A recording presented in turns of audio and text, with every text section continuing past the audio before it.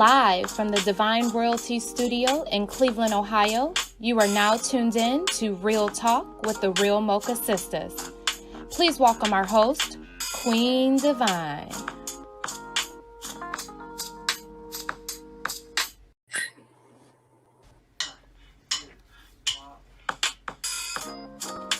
Live. Good evening, good evening, good evening, kings and queens. Thank you for tuning in to another Real Talk with the Real Mocha Sisters. I am your host, Queen Divine. Tonight, I have three beautiful queens joining me. I have Miss Chris. Welcome, Miss Chris. Thanks for joining us tonight.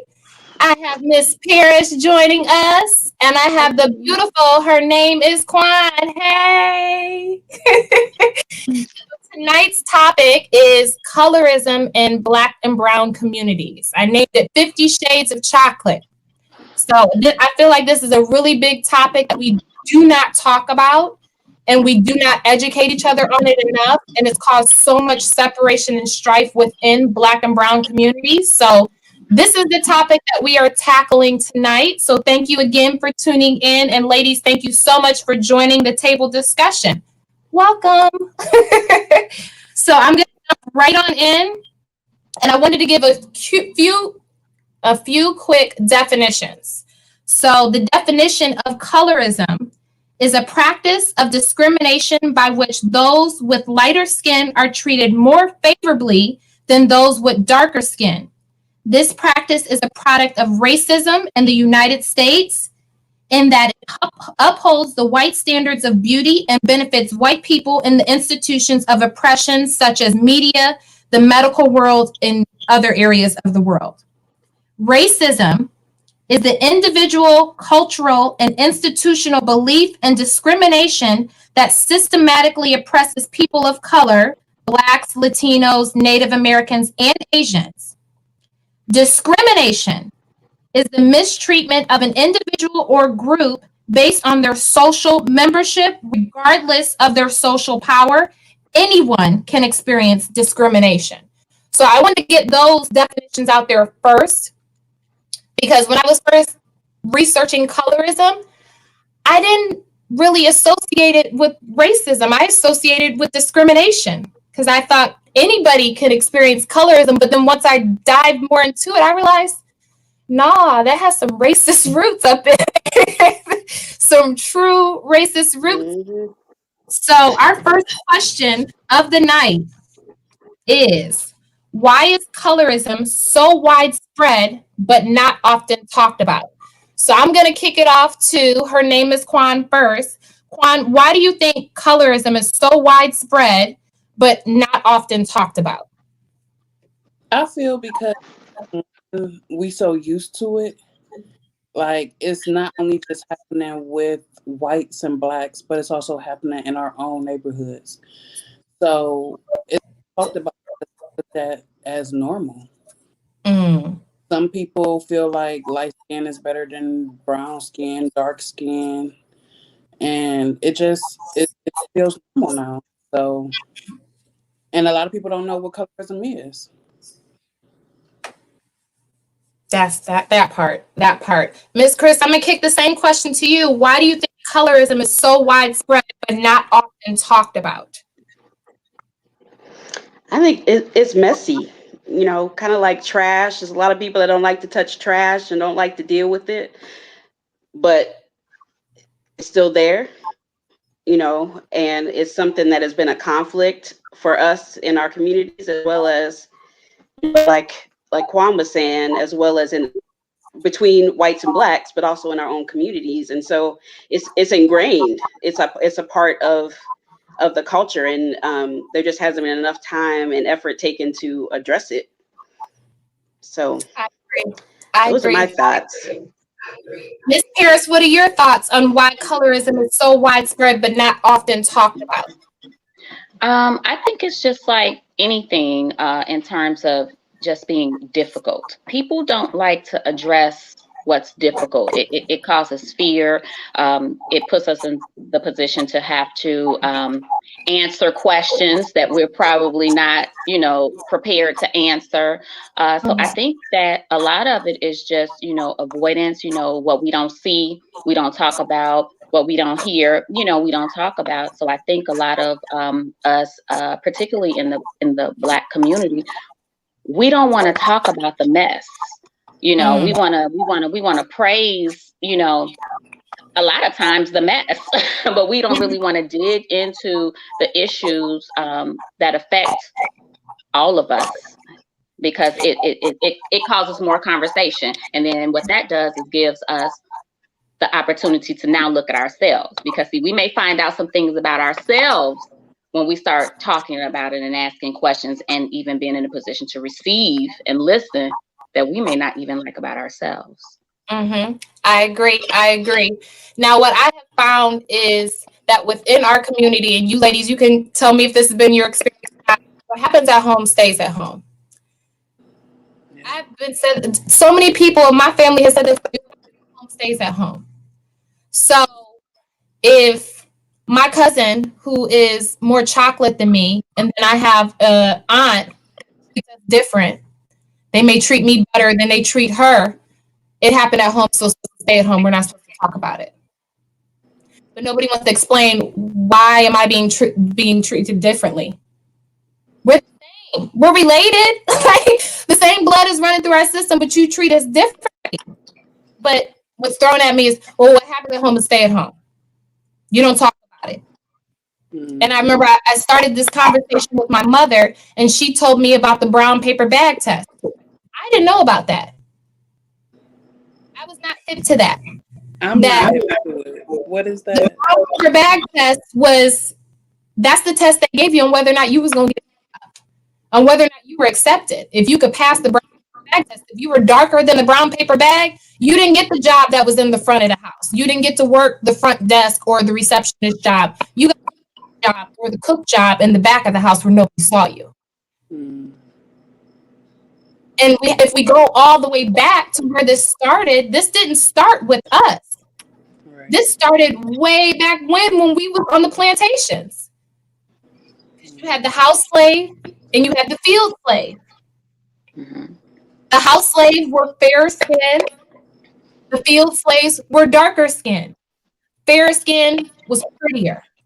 They got favored first. They got dibs at the good food first, But if we really look at the struggle of what the house slave was, the house slave, because they were fair skinned or because they were more desirable to that white slave master, they were raped.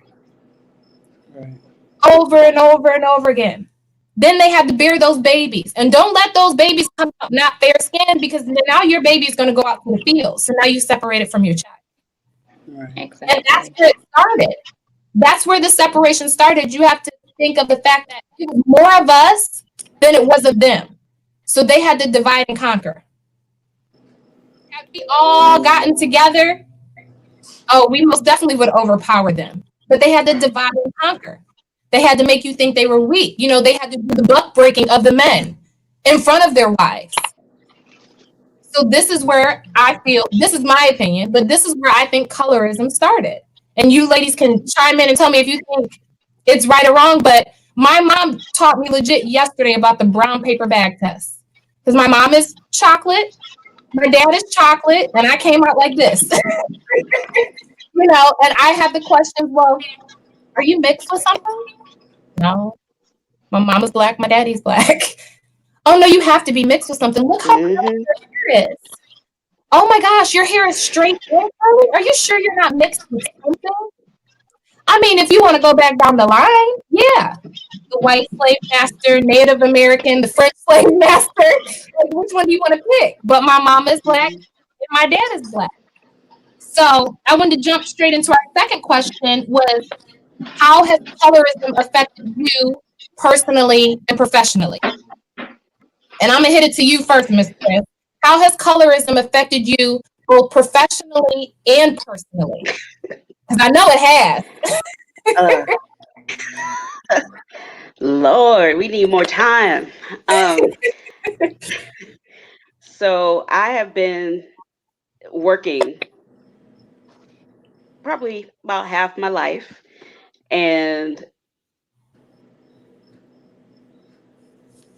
there was between living on the East Coast. I lived in Ohio. I'm from Ohio, and moving out here to Seattle, which is 70% white.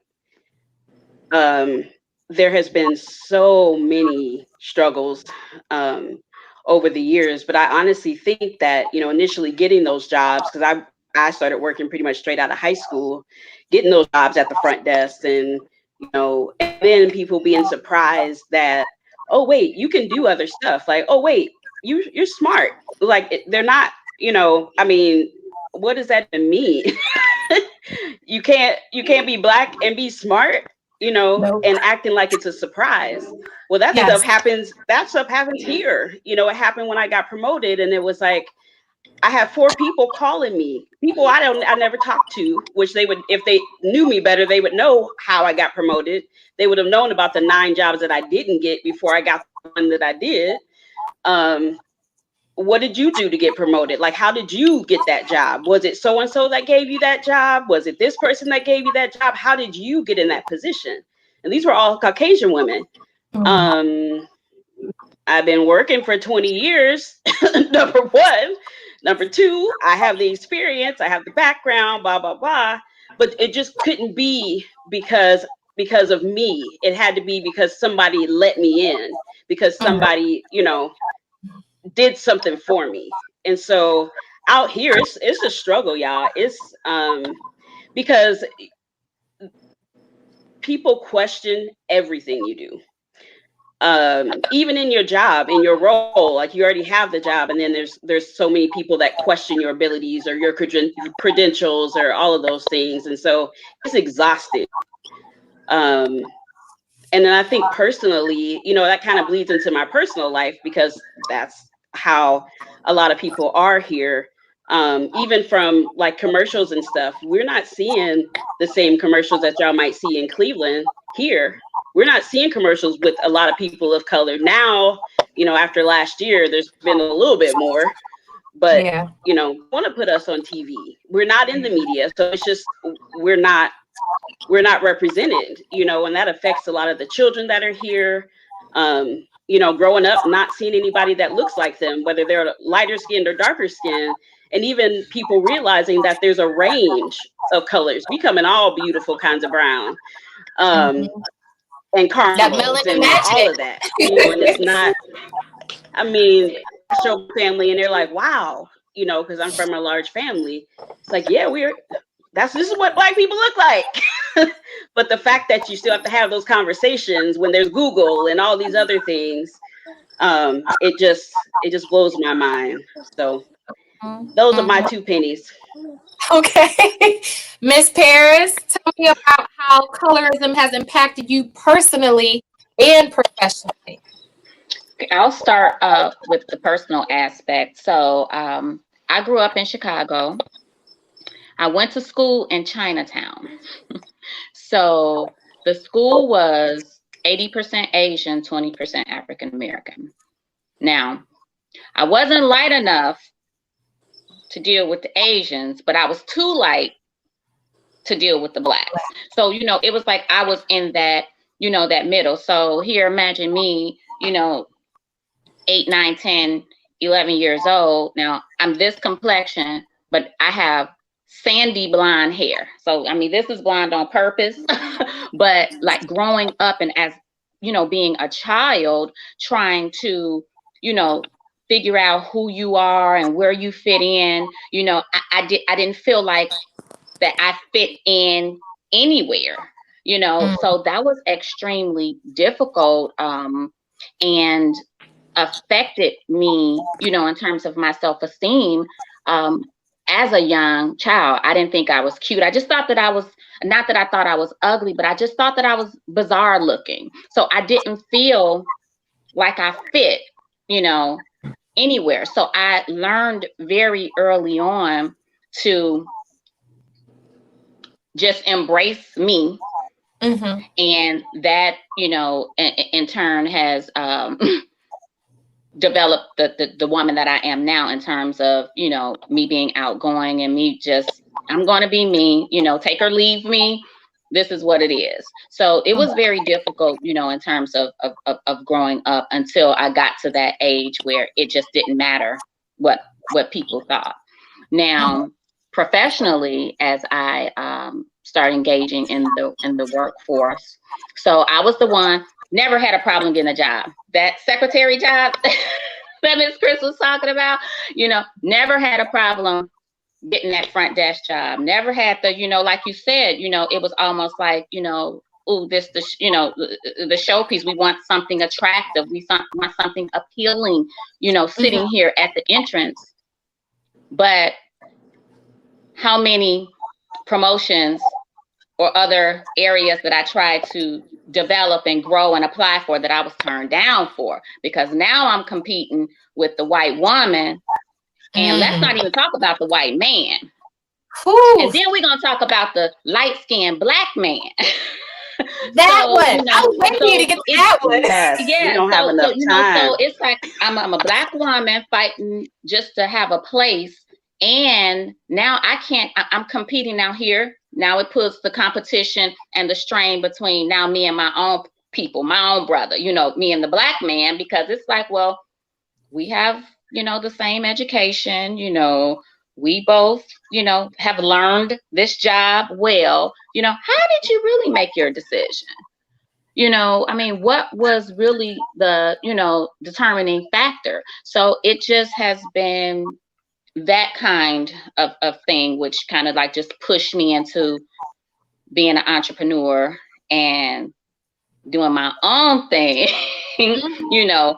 And so now I've learned the system. So I've learned how to play the game like they do. And it's unfortunate because we are looked over for so many things, you know, and it's blatant. It's the blatant disrespect. It's the blatant, you know, you clearly know that this person is making 6 figures and they can't sign they can't sign their name to a piece of paper. It's like, well, can you do this or can you do this? You know, so I see it every day, and it just blows my mind. But you know, it's just a difficult, you know, it's just a difficult place. And it goes back to what we were saying earlier, how people don't want to talk about it. They just still want to brush it, you know, and they want to try to make light of it. But we have more and more Black people who are stepping up to the game, who, you know, who's starting their own businesses and giving other people opportunities, because, you know, we gotta, you know, what's the saying? Teach one. What's that saying? Y'all know what I'm trying to say. Each one, reach one. Yeah, each one, teach one. Yeah, so that's really what we have to do, because they not gonna do it. It's up to us, you know, to do it. So it's been challenging professionally, you know, again, until you have to take that leap of faith, if that's what you choose to do in terms of being an entrepreneur, so that you can now make a difference. I agree. Okay, Ms. Kwan. So how has colorism affected you professionally and personally? So, personally, with me being as dark as I am, I'm the darkest of all of my mother's children. To the point I thought I was adopted. Okay? I just knew I was adopted. Like, it was a switch at the hospital. It was a switch. Something went wrong. Like, but and then growing up, I felt like I was not treated as fairly as my brother because he's lighter than me. So it's like, you know, I have that battle going on, and then he's the baby boy at that. So, you know, I'm just like, okay, so this is how life is, pretty much.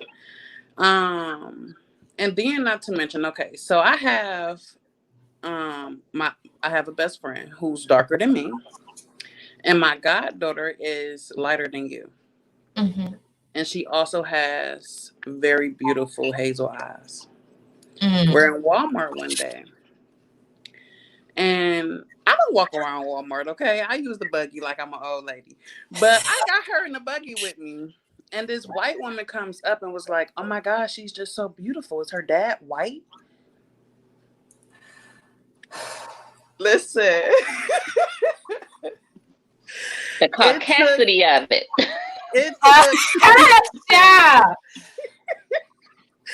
It took everything in me not to cuss this lady out, because I'm like, listen, Quan, you cannot go to jail out here, okay? You cannot. Not today. Not today, okay? Not today. But I just told her, like, no, both of her parents are Black. You know, we can create anything.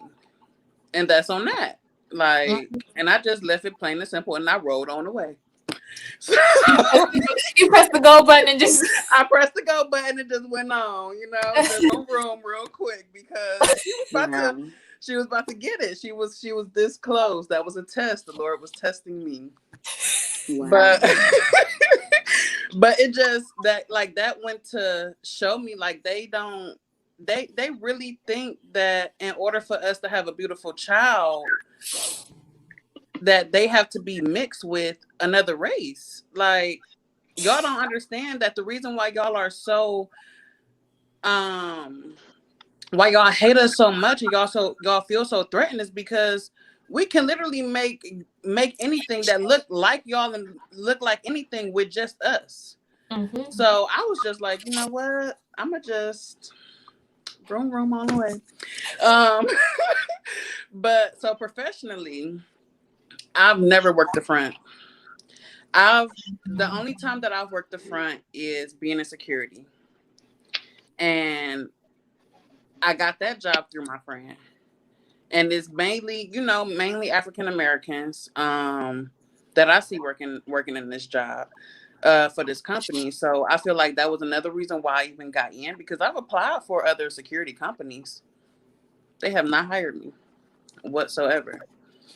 I've applied to work the front desk at hotels. I've applied for many different positions. And because I've been natural since 2012, oh, baby, they really don't know what to do with me. They really don't know what to do. So it's like I'm always pushed to the back. And it's fine, because, I mean, the money comes in when it comes in. But, you know, I don't feel comfortable in a position where I can't be seen. So...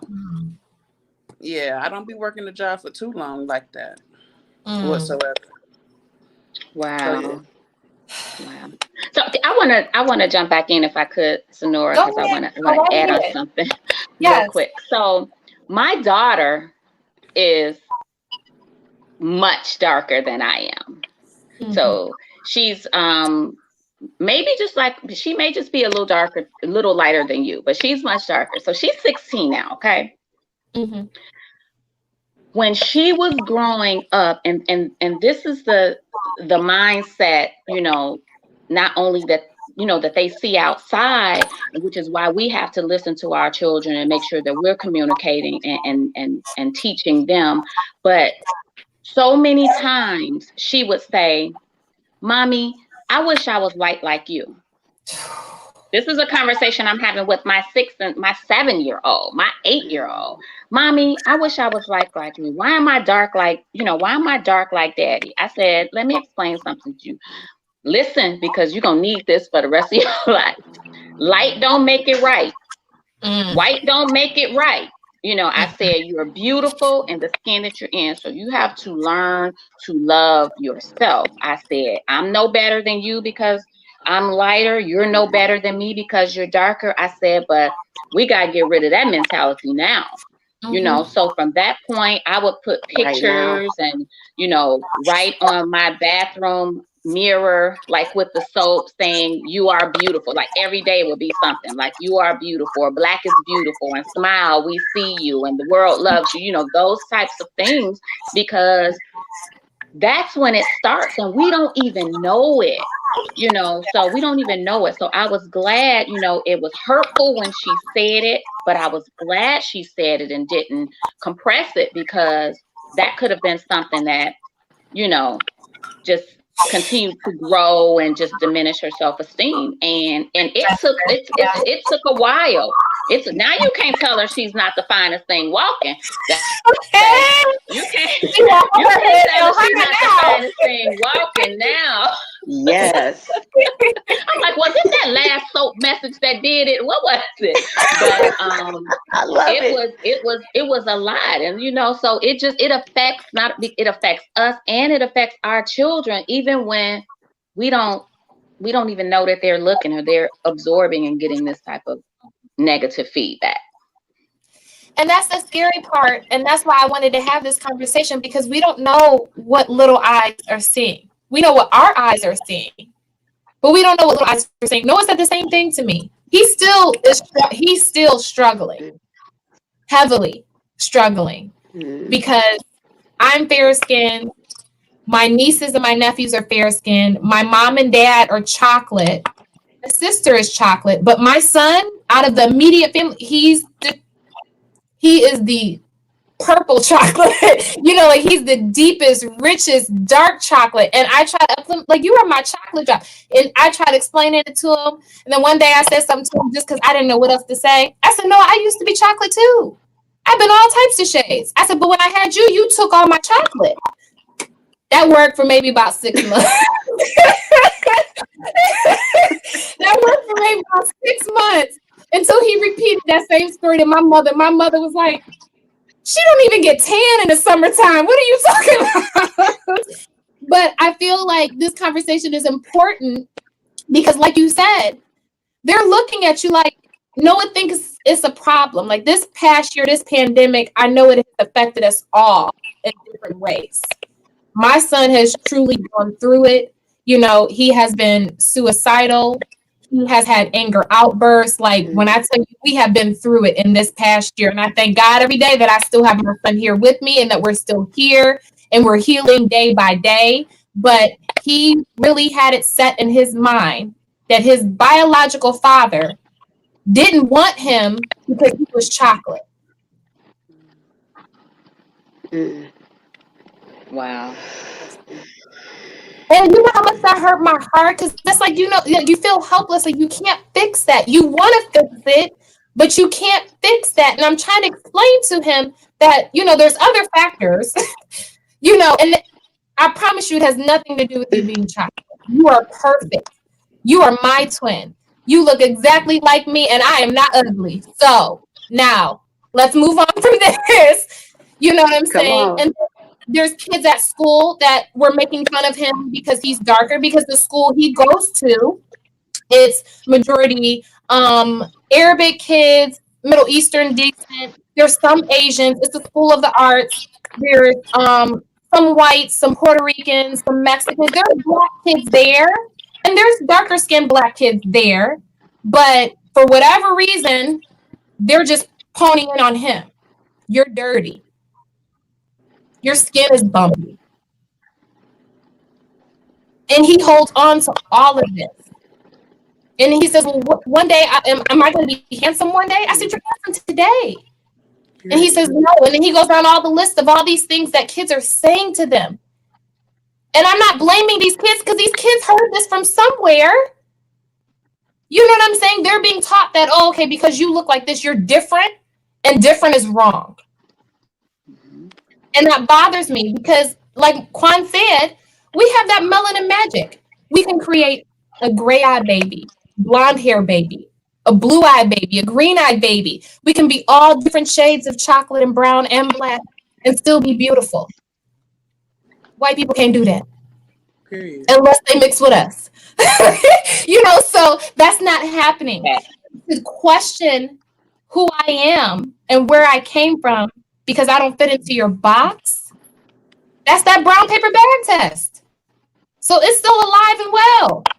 Alive and well. And unfortunately, now we're doing it to each other, which is even sadder. So we don't even need the white man to do the brown paper bag test on us. We're doing it to each other.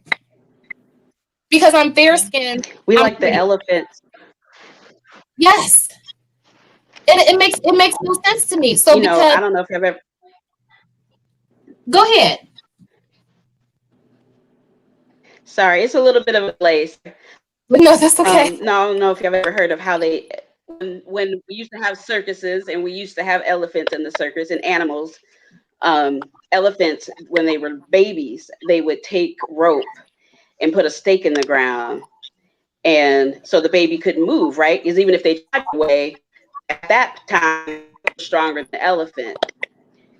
But they kept that situation set up as the elephant grew. So even though the elephants grew to be these huge animals, by the time that they were older, they didn't even try to get away, because they could have pulled that stake out the ground and been gone down the road. But from babies, they were taught that they weren't supposed to pick up and go, that they couldn't.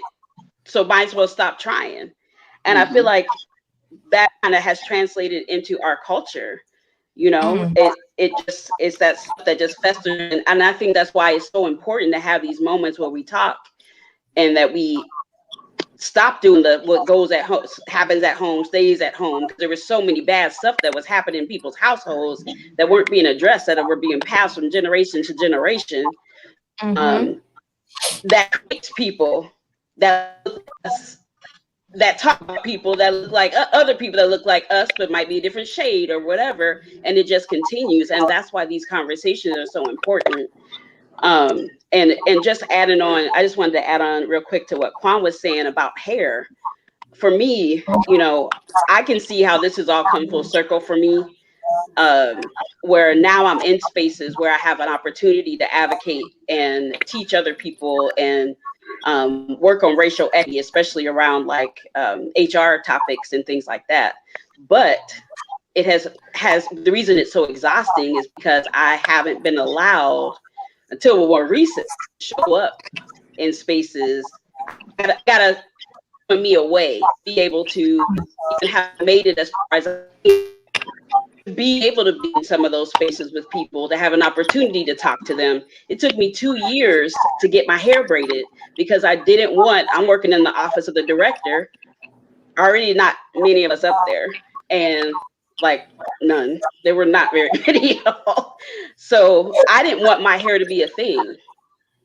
And as soon as I got my hair braided, top of the floor, oh, Chris, your hair is braided. Oh my God, I didn't know, you know, just like, is that your hair? Is that extra hair?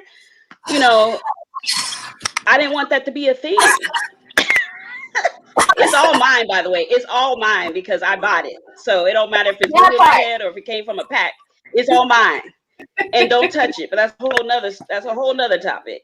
So I'm just saying, like, you know, we make sacrifices to be in those spaces for people to not feel threatened or not think that I'm an angry Black woman, even though that still happens because I speak passionately about this stuff, because I've lived it. I've seen my family live it. It's the stuff that, you know, that our communities have been dealing with for centuries.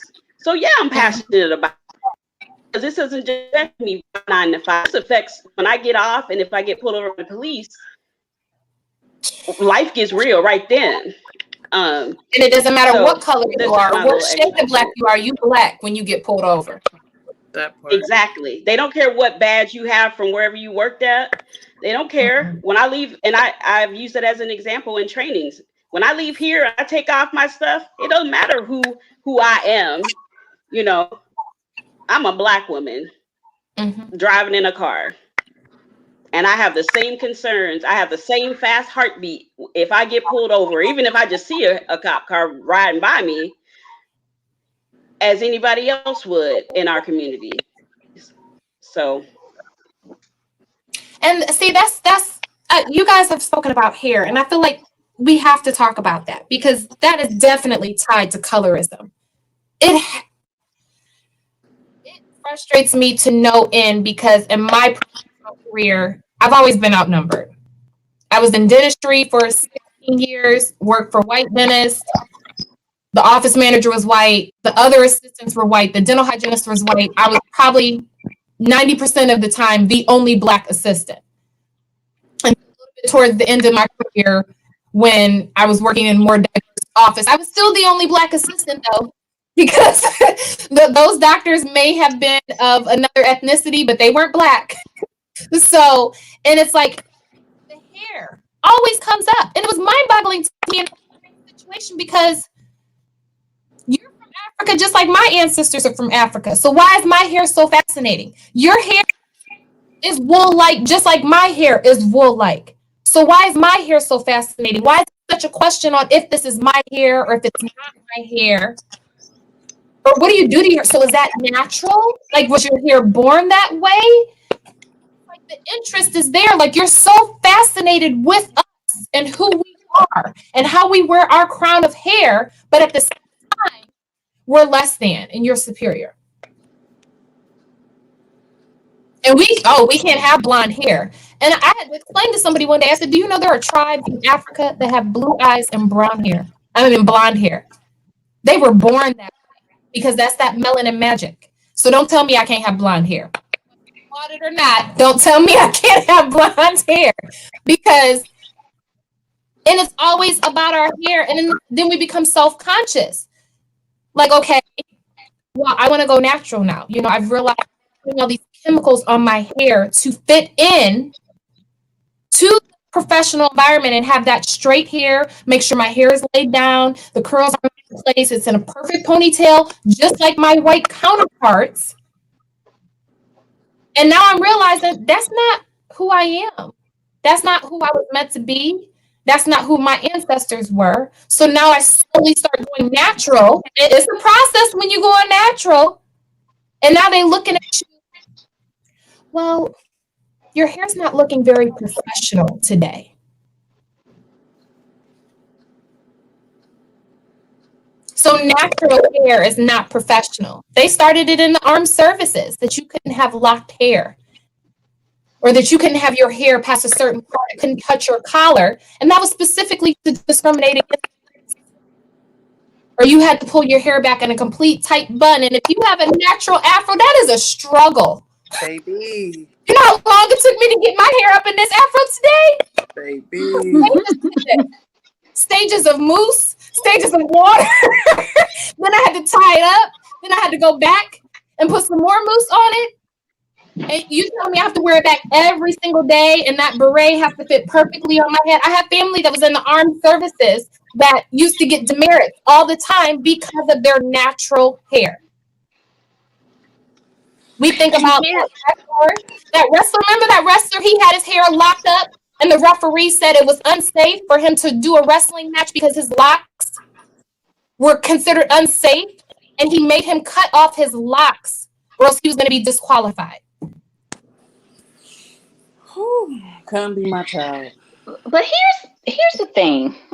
here's the thing. I have so much to say about that. They run to the salon to get their hair permed. They run to the salon to get their hair colored. And I'm sure you guys have been on vacation before, you know, maybe if you did Bahamas or Jamaica or any place like that. And even if you haven't, I'm here to tell you, the line is down Superior with the white folks wanting to get their hair braided, French braided, and put the beads on it. I mean, it just amazes me every time I travel and I see that. But you know, it's like they talk about us, but they want to be us.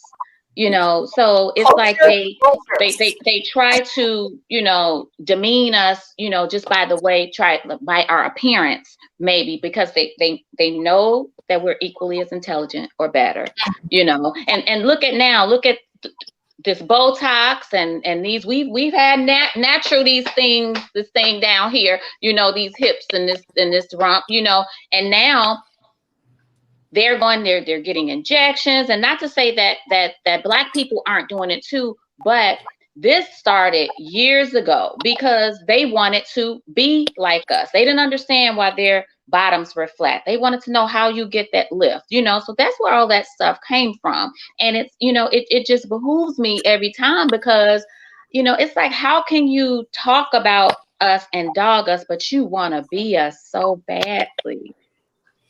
But, you know, instead of just embracing and engaging and you know, everybody just, you know, can we all get along type thing, you know. It's just so much hatred, but it's something that's learned. It's a learned process that's went on from generation to generation to generation. And you know, it's just sad, but it's funny now, you know, as I've become an adult, because you know, I really can see what's going on, and it's like, wow, you really have to be a miserable person, or you really have to be in a sad place to spend that type of time concerned about, is my hair, do I have a weave, or do I have some hair in my hair, or you know, is my daddy's sister cousin white, is that why I look this way, am I this light skin? You know, you have to be in a sad and incomplete place in your life to even care that much. Why do you even care? Mm-hmm. You know, and then to piggyback off of what she was saying, not only do they want braids, they is getting sew-ins for afros. Baby. Where they doing that at? I missed that. Oh, baby. Listen. The internet show you so much. Like, these white women is going to go get afros installed in their head, okay? Oh, like, you know who that was? That Rachel girl. You know who I'm talking about? That Rachel girl that presented herself as black and she be a white woman. She got an afro. Now I know who I'm talking about. Yep. She got an afro installed. And I mean, it's other white women that's doing the same thing. And I'm just like, and then my mother, she always say, you know, how can they sit up here and hate us so much, but they want to get their skin tan to be darker like we are. They sit up here and they want to call us monkeys, but they're hairier than what we are. And it's just, you know, like it don't read. Make it make sense. They get body makeovers to have large butts and shapes like us. Lip injections to have fuller lips. Because y'all don't have that shape. Oh, the lip injections. I feel like that might be a whole nother podcast. Like, we need to have a whole nother podcast on plastic surgery that culture vultures of us. I feel like that is like a whole nother podcast. That kind of leads into what our Black History Fact is of the night. I made a commitment that this platform is going to do a Black History Fact every single show, Black History 365. So our Black History Fact tonight is on Saartjie Sarah Baartman. Now, I was not familiar with her until Kim K, because I'm not going to say her name on my platform. Kim K had that famous break the internet picture of her in that black dress, holding a bottle of champagne while the champagne shot over her into a glass sitting on top of her back end. And then that's when all the stories start coming out that she was being a culture vulture because she's playing off of how Sarah Baartman was put on display because of her large buttocks and the different shades of her skin, because she wasn't just one shade. I'm not just one shade. My shades go all the way down. I am not just one shade. And she was put on display right next to animals. Yeah. So I thought that was a perfect Black History Fact for tonight. So I'm going to pull up this video real quick so we can see if it'll let me. Yep, there we go. So this is just a video of some pictures of her, but I want to read a little bit of the Black History Fact about her. So Sarah Saartjie Baartman was born in 1789 at the Gamos River in what is now known as the Eastern Cape of South Africa.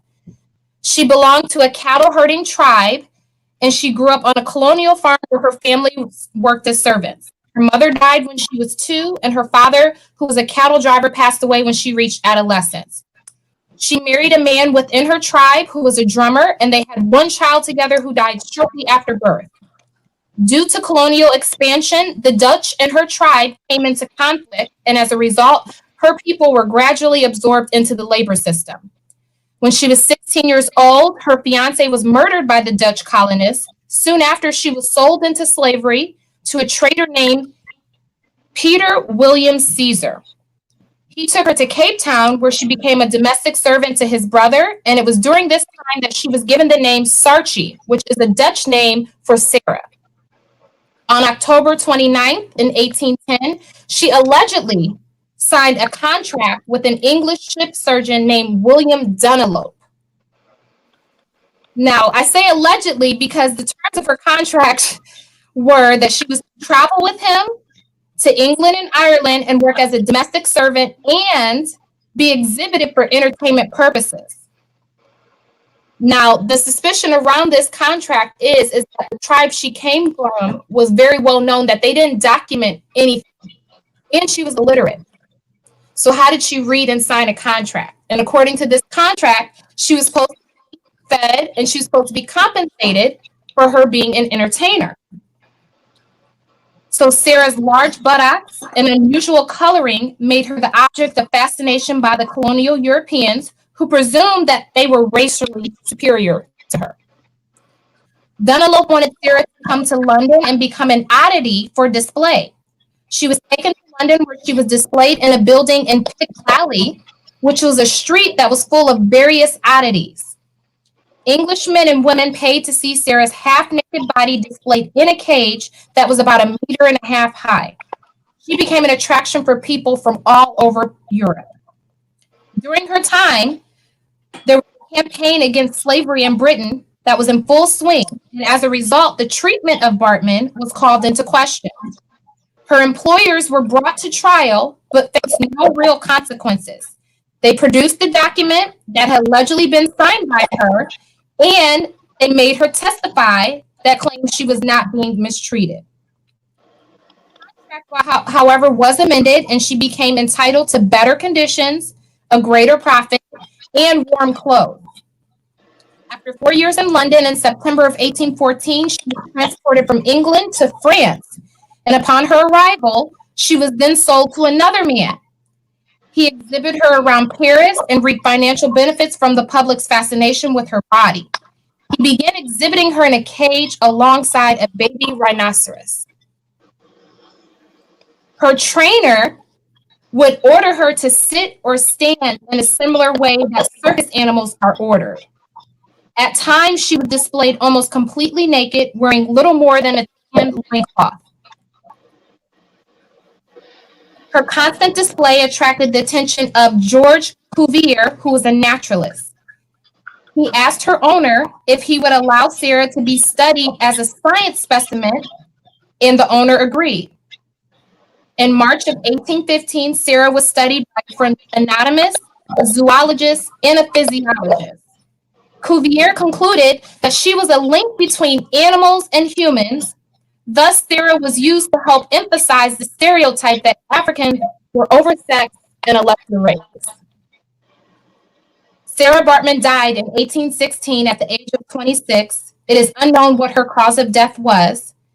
Cuvier obtained her remains from the local police station. He dissected her body. He made a plaster cast of her body. He pickled her brain and her genitalia and placed them into jars. And they were placed on display at a museum in France up until 1974. Following the African National Congress victory in South African elections, President Nelson Mandela requested that the French government return the remains of Sarah Bartman so that she can be laid to rest. The process took 8 years, as the French had to carefully draft a worded bill that would not allow any other countries to claim the treasures taken by the French government. Finally, on the 6th day of March in 2002, Sarah Bartman was brought back home to South Africa. On August 9th of 2002, Women's Day, a public holiday in South Africa, Sarah was buried and she was laid to rest. That is just mind-boggling to me. They're so fascinated with us. And I heard about human zoos, because I didn't really, of course, unfortunately, I didn't really learn about Black history until I became an adult. So I learned about human zoos, but I never heard her story. And oh my gosh, it hurt my heart so bad. Because I sit here and I think about all the women that have all these surgeries to have these large butts to look like us. And this woman was kept on display, completely completely naked. And then after she passed away, she still wasn't respected. Exploited. She was completely exploited. So there's this young gentleman that used to play on the same organization as Noah. And he is very talented, and he did a spoken word poem that he wrote about her. And so we recorded him the other night. So I just want to play that video real quick, because for him to be such a young age and come up with these words, these powerful words, I just want to share this really quick. Is awoken with shame. For though my appearance is to blame, being noticed is a pain. My brothers and sisters being slain. My home is a luxurious cage. My beauty is a burden. Hard to fathom how my body is used for your mental pornography. Deprived of my privacy. My heart lives in the shadows of loneliness and hope to find true love one day. If you wasn't about intimacy, maybe you will see who I really want to be. A mother, a lover, a woman who is treated with respect, a woman who will someday have children, and those children will have children of their own. You choose your happiness over my own. You open my gates and force yourself inside. Scratch and claw your way through my walls. I bear the unbearable pain. Used as a sex display. My dignity stolen from me. My body is a temple, and it should be treated as such. Not to support your hormone rage. Have both been a servant and a great attraction. A Venus and an exotic freak. Exhibited as an animal, used and abused, washed up and worn out like used shoes. Torturing me just to hear my moans. Music to your soul, whipping me over and over. Sounding like your favorite track on repeat. I must be blues that amuse your wicked ways. Look at me, in my eyes you gaze. Not sure one bit of sympathy. What I saw was a man with insecurity. Not having the ability to please a woman, so I am used as your relief. I am put through the abnormal positions of rising a man with zero capability. Going back home to his wife as if nothing ever happened. But in the back of his mind, images of my naked body constantly on repeat. A man that can't control his urges is a weak man. How do you clear your conscience before you literally lie to sleep? Knowing that the vow you made to your wife, it was a promise you could not keep. I hope it eats you up at night and you can't sleep. I want you to bear the same amount of pain that you brought upon me. Emotionally, you damaged me. Mentally, you frighten me. Physically, you overpower me. I am broken, but still I stand strong. I am a queen, and I won't let you take this crown off of me, because I'm going to be the motivational story for the young ladies that went through the same struggles as me. The story of a woman who was robbed of her innocence and treated guilty. Guilty for being a black, beautiful queen.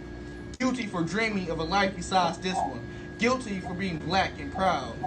Walking with my head above the clouds, not letting anything tear me down. I want the young ladies out there to know that you're not alone, and never let a man or anyone else try to bring you down. This is my story. This is the story of Sarchi Bartman. I had to share. I thought that was so powerful. Wow. He is so talented, and he wrote that himself. That was beautiful. Yes, it was. Yes, it was.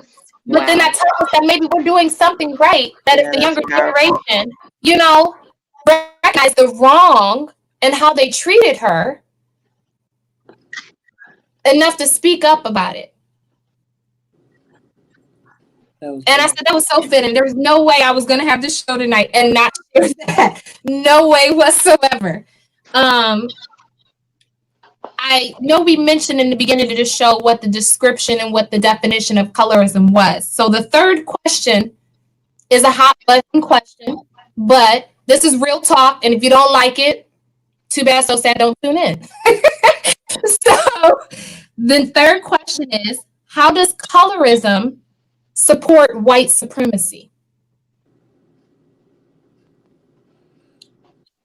Who are you kicking it off with? I don't know yet. Whoever wants to jump in first. Like, how does colorism support white supremacy? Well, colorism supports white supremacy for me because, well, to me, I feel because it's all about lighter is better than darker. And this whole racism thing is about white is better than black, period. So, I mean, it's kind of the same thing with colorism. saying that your lighter skin is better than my darker skin. And I mean, it's not true, because at the end of the day, we are all human. We all bleed the same. And there's only one. So nobody is better than nobody. But this racism and colorism got everybody thinking a whole different thing. So that's my It's that white privilege. White is right. And that even hurt me to say that. Like, white is right. It's not. It's not, and I just think that we just have to keep that. We just have so much work to do. We just have to keep going, and we have to continue to have talks like these, and continue to listen, and learn from each other, so that we are able to continue to move and make strides, and be in a position where we're educating not only each other but our children, and then our children in the position to educate their children, and so on. It's a learned behavior that's been going on for thousands of years, and just like anything, no learned behavior is going to just stop because we say stop. It's embedded, and unfortunately, because it's embedded, now we have to create new cycles. We have to create a new norm. So that's our job, to continue and press forward and educate and reiterate that we the same, bruh, sis. We the same, and we're equally as intelligent. My green, this green dollar in my pocket, it spends the same way as the green dollar in your purse. So we just have to keep going. We just have to press forward, and we have begun to realize, I think, that we know that those previous statements and that previous cloud that they've put over our head is just not true. Those myths. So we just gotta keep going, because we know it and they know it. So Miss Chris, what are your thoughts? How does colorism support white supremacy?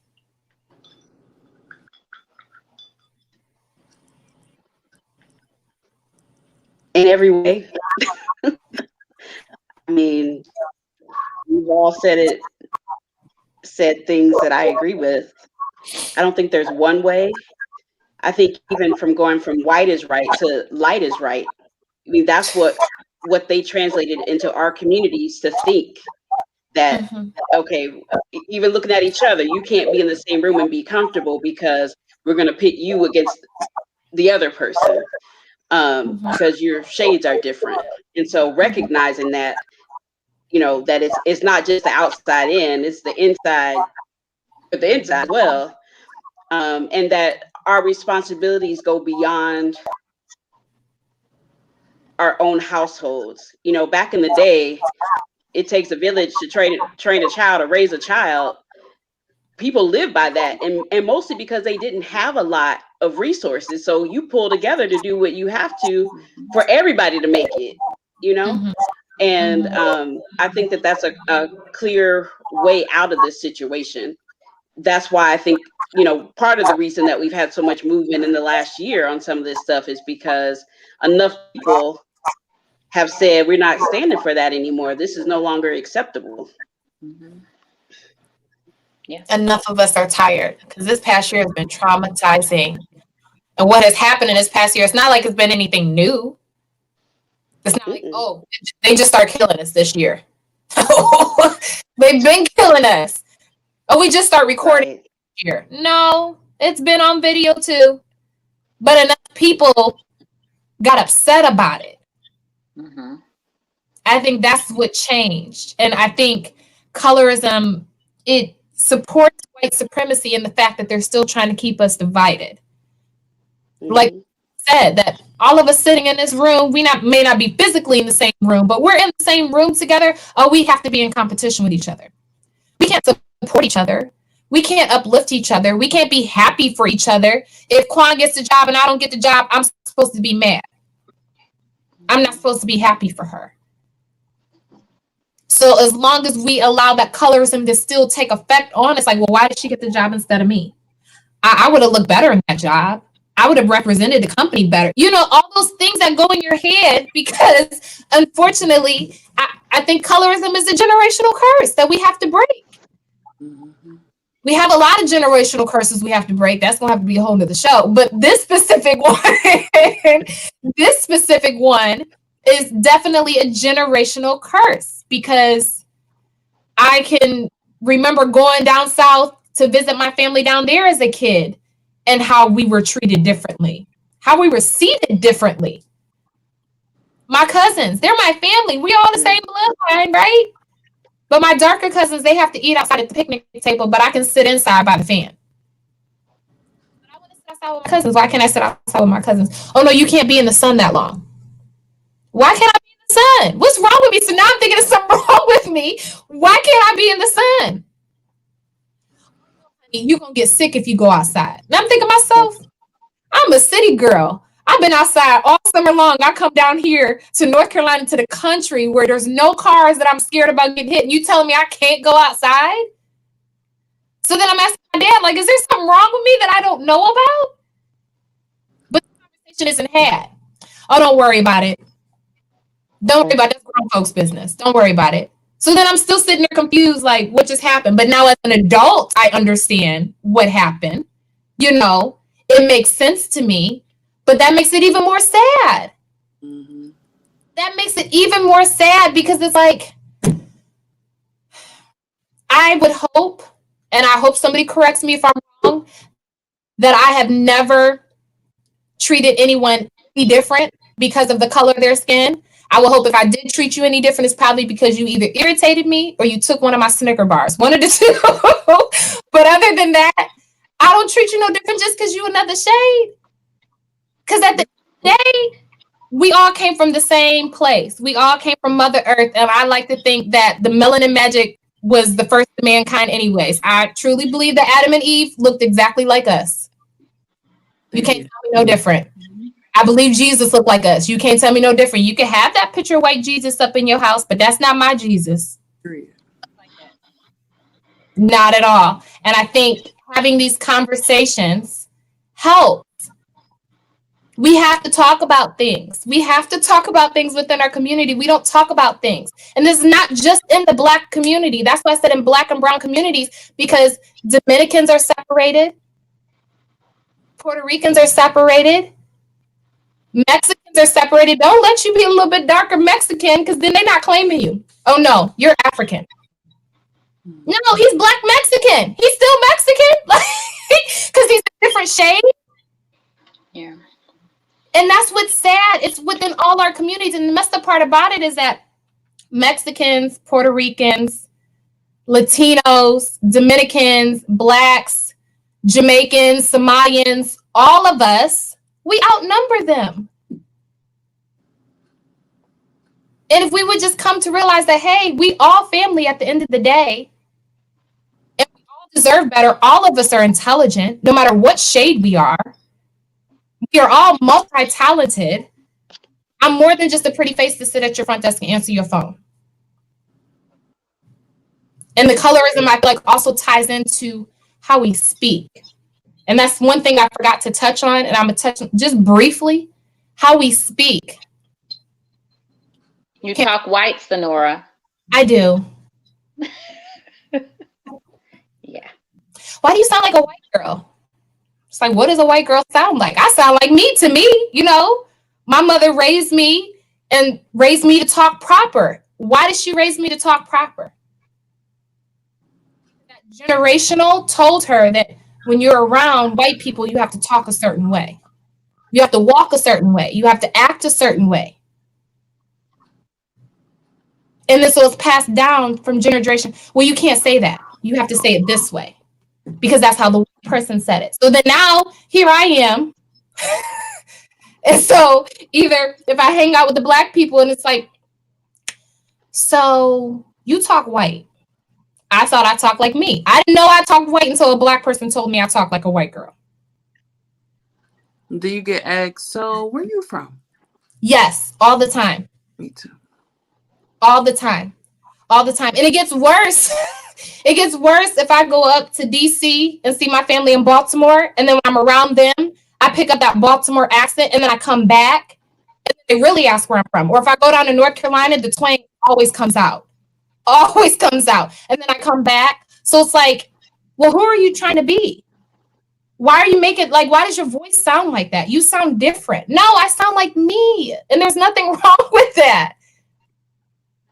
Yeah. And that's what I think if we continue having these conversations, and like Paris said, she made sure she built her daughter up to know that she is a beautiful Black queen, despite what the world was going to say about her. So that when she went out to the world, you can't tell her that her stuff don't stink. She smells like roses. Walks with her hell high. You know, but if we don't have these conversations and we continue the generational curse that is something wrong with you because you look different or because you talk different or because you look different than your siblings, there's something wrong with you. Then when you get out to the world, you're really going to be torn down if you're being torn down by your own family. So the final question of the night, and I don't know if I don't expect us to come up with a solution. But again, we're having a conversation, and I feel like by starting the conversation, we're contributing. So, what are some actions do you think we can take within Black and Brown communities to challenge and end colorism? Well, one, we got to heal. We got to heal these past generational curses. We got to break the chains. Mm-hmm. Because if we continue to hold on to what the past has taught us, we ain't never gonna grow. So we have to unlearn and relearn the truth. Mm-hmm. And that starts from having the conversations, like we've just been saying all along. We have to talk about it. You know, we can't keep sweeping things under the rug. We have to have honest, brutally honest conversations about it. You know, people say all the time, oh, just tell me the truth. But most people don't want to hear the truth about themselves. So that's where we have to start. We just have to start with the conversations and talking about it, and you know, go from there. As long as we continue to hide it and mask it and brush it, we're not going to get anywhere. Ms. Chris, how do you think we can challenge and end colorism within Black and Brown communities? Keep doing what they've said, and I think not conforming. You know, being solid in who we are individually. Mm-hmm. Sonora, own your voice, girl. That's you. You know. And the other thing is that we have to, as we break these cycles, it's a matter of, as people are coming up, if I hear somebody say something, I'm at a family event or somewhere, shut it down. If it's not right, you shut it down and you correct it right there. You don't have to be rude. Don't have to do it out of pocket. There's a way to do stuff, you know, without hurting people's feelings too hard, but just to call it out. Because in that moment, it's teaching them, you teaching everybody in the room. And as we bring up new children, they get to see the new way. They get to see us loving on each other and congratulating each other, and, you know, not you better than me or I'm better than you. That's how we grow. Being resilient is how we get out of this hole. As Black people, I think a super complex, you know, a lot of work to be done, because there's been a lot of work that has been done to us to prevent us from making it and succeeding. But it's not impossible. And every day we wake up and we laugh, and every day we have some joy, or every time we have some joy, we speaking back to colorism. We're speaking back to the things that have tried to take our joy and to try to take our complete race. But we're still here. So That's And what I think. Black is beautiful, melanin magic, all of that. all of that. Yes. Yeah. I think this was a great start. I hope it touched somebody. I hope it, motivated them to have the conversations that we had tonight with their children, with their siblings, with their family, with their coworkers. Mhm. How safe that conversation is going to be, but they need to have those conversations too. Those conversations need to be had. I know a lot of employers are doing this equity and inclusion revamp because of the things that have been happening over the past year, and I hope it's sincere. That is my hope, that this is a thing that they truly do recognize that Black lives do matter, and stating that Black lives matter is not negating anybody else's life, but it's because our lives have not mattered for so long that we need to yell that.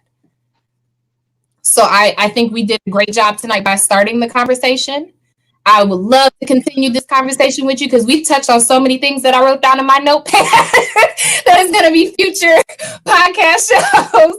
One all about plastic surgery. Whoo, child. That one might have to be 15 minutes because that's going to be a big one. That is going to be a big one. But I want to thank you, Queens, for joining me tonight. I appreciate and love each and every one of you for joining me tonight and taking time out of your busy lives, because I know Miss Kwan has her little chocolate drop over there. He Yearning for sleeps attention. surprisingly. Really? That's a blessing. You better enjoy that. Enjoy that. Miss Chris, thank you so much for joining us tonight. I appreciate you and I love you so, so much. Miss Paris, you know I love you. Look at the chocolate drop. Love you back, sugar. Thanks so much. This was amazing. Yes. Amazing. I think this is a good start. And I'm hoping in the future, once it's a little safer, that we can all get together and have this conversation in person and have it on a bigger platform and have some more people involved in it, so the message can spread that we're breaking this generational curse. Yes. We have multiple to break, but we're going to start Speak to break that vision, girl. Yes. It's on my list and it's on my vision board. So I want to thank you for joining me tonight. Some more. Awesome. Yes. I want you guys to have a blessed and safe evening. Enjoy your water, your Jesus juice, whatever may be in your cup. This has been another episode of Real Talk with the Real Mocha Sisters. We go live every Friday at 9:00, and we always keep it real. I may giggle too much. I think I said a lot, but hey, it was real. So thank you again, ladies, for joining me. And I hope you guys will join me in the future. Will do. Thank you so much, Miss Cole. Have a blessed evening. Have a blessed evening.